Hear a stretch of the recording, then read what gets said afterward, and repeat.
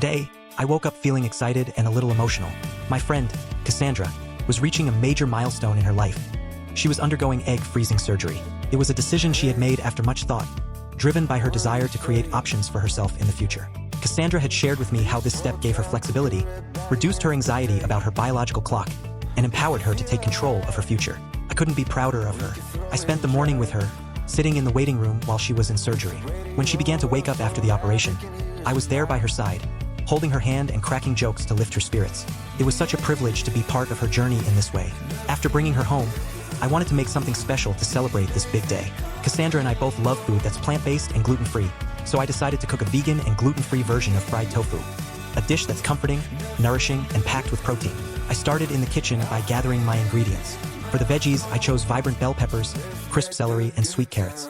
These are my go-to options because they bring a great mix of crunch, sweetness, and color. But really, you can use whatever veggies you like. The key is to maintain a balance of textures, crispy veggies to complement the tender tofu.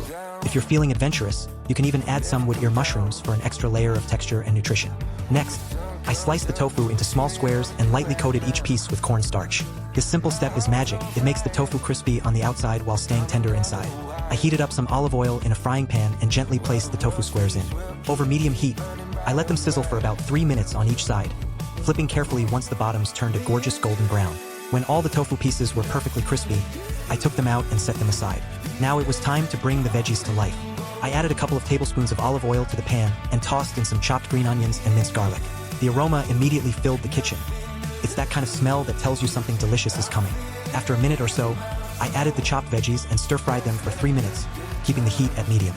The crunch of the celery and the sweetness of the carrots worked beautifully together. Then came the flavor bombs, vegan and gluten-free soy sauce and oyster sauce. They coated the veggies in a glossy, savory glaze. To bring everything together, I mixed a bit of cornstarch with water to create a slurry and poured it into the pan. I seasoned the dish with a pinch of salt and a dash of black pepper, then let it all simmer until the broth thickened and clung to the veggies like a silky hug. Finally, I returned the crispy tofu to the pan, tossing everything together so the tofu absorbed the rich flavors of the sauce.